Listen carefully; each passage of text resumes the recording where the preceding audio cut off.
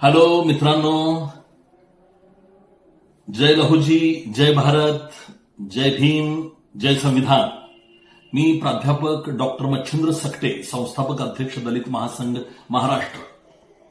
आपल्याला माहित आहे की महाराष्ट्रामधल्या विधानसभा 2024च्या निवडणुका नुकत्याच संपलेल्या आहेत आणि या निवडणुका संपल्यानंतर निवडणुकीमध्ये जे राजकीय नाट्य झालं किंवा सुरू होतं त्याच्यापेक्षा भयानक आणि भयंकर अशा पद्धतीचं राजकीय नाट्य निवडणुकीच्या निकालानंतर सुरू झालेलं आहे आणि ते म्हणजे ईव्हीएमच्या बोगसगिरीबद्दल, की हे सगळं कसं मॅनेज केलेलं आहे आणि महाआघाडीचा पराभव हे ईव्हीएममुळे झालेला आहे वगैरे वगैरे वगैरे।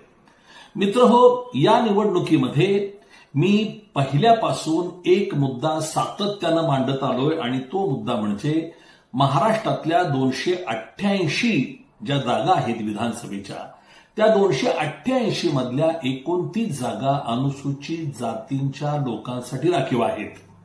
परंतु या 29 अनुसूचित जातींसाठी राखीव असलेल्या जागेवर बिगर अनुसूचित जातीचे लोक बोगस सर्टिफिकेट काढून अनुसूचित जातींच्या लोकांच्या राजकीय हक्कांची पायमल्ली करत आहेत। दलितांसाठी ज्या राखीव जागा ठेवलेल्या आहेत त्या जागा त्याच्यावर अतिक्रमण करून त्या जागा बळकवण्याचा प्रयत्न करतायत, त्या जागा लुटतायत आणि ह्यासाठी ते आपली जात लपवून दलितांची जात सर्टिफिकेट घेतायत। त्यासाठी लाखो रुपये खर्च करतायत। अगदी ग्रामसेवक तलाट्यापासून ते सर्वोच्च अधिकाऱ्यांपर्यंत लाखो रुपये खर्च करून हे धनदांडगे, जात दांडगे लोक बोगस सर्टिफिकेट मिळवत आहेत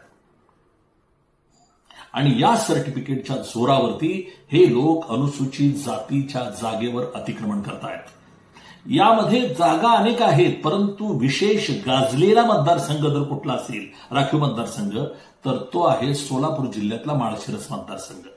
माळशिरस हा राखीव मतदारसंघ आहे, परंतु या मतदारसंघामध्ये उत्तम जानकर या धनगर समाजातल्या धनदांडगा, प्रचंड पैसा संपत्ती असलेल्या जमीनदार, सरंजामदार प्रवृत्ती जोपासणाऱ्या या उत्तम जानकरनं लाखो रुपये फेकून अधिकाऱ्यांच्या समोर त्यानं खटिक नावाचं सर्टिफिकेट काढलंय की जे बोगस आहे आणि या सर्टिफिकेटच्या जोरावरती तो निवडणूक लढवतोय।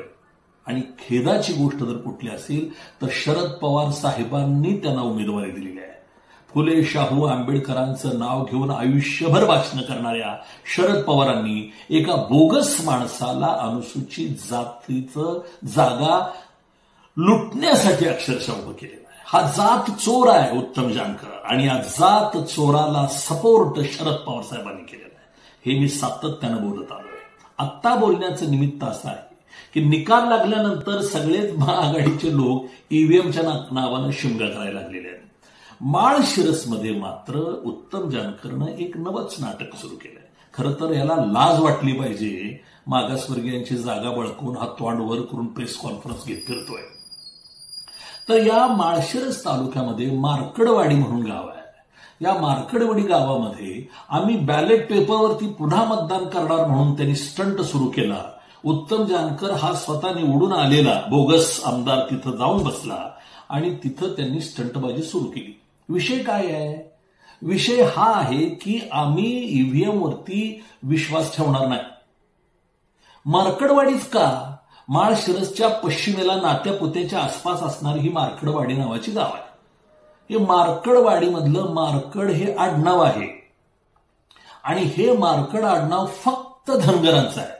या गावामध्ये, या मार्कडवाडीमध्ये मार्कड सोडून दुसरं कुणी नाही, सगळे धनगर आहेत आणि या धनगरांना असं दाखवायचं आहे की ईव्हीएम खोटा आहे। तशा पद्धतीची एक क्लिप सुद्धा व्हायरल झालेली आहे की ईव्हीएम मध्ये कशी बोगसगिरी झाली हे सिद्ध करण्यासाठी मार्कडवाडी निवडलेली आहे। उत्तम जानकरनं स्वतःचं गाव सुद्धा निवडलेलं नाही, कारण त्या गावामध्ये याला विरोध करणारे धनगर पण आहेत आणि इतर जातींचे लोक आहेत।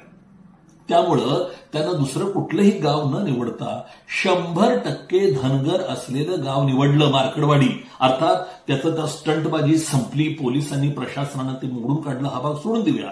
परंतु मार्कडवाडीमध्ये हा तिथं जाऊन 100% मतदान झालं पाहिजे असा आग्रह करतोय, ही गोष्ट सुद्धा सिद्ध करते की हा धनगर आहे. उत्तम जानकर हा धनगर आहे ही सिद्ध करणारी मार्कडवाडीची गोष्ट आहे. आणि म्हणून माझं आवाहन आहे की मार्कडवाडीतल्या लोकांना सांगणं आहे, माळशिरसमधल्या लोकांना सांगणं आहे, सोलापुरातल्या आणि महाराष्ट्रातल्या लोकांना माझं सांगणं आहे की मित्रांनो, ईव्हीएम बोगस आहे असं म्हणता, तर हा उमेदवार बोगस आहे असं का म्हणत नाही? हा उमेदवार बोगस आहे, यावर बोलूया आणि अशा बोगस मागासवर्गीयांच्या विरोधामध्ये लढूया आणि दलितांचे राजकीय हक्क जे दलितांसाठी आहेत ते त्यांनाच मिळतील अशा पद्धतीची भूमिका घेऊन संविधानाचा सन्मान वाढवूया, एवढीच विनंती करतो.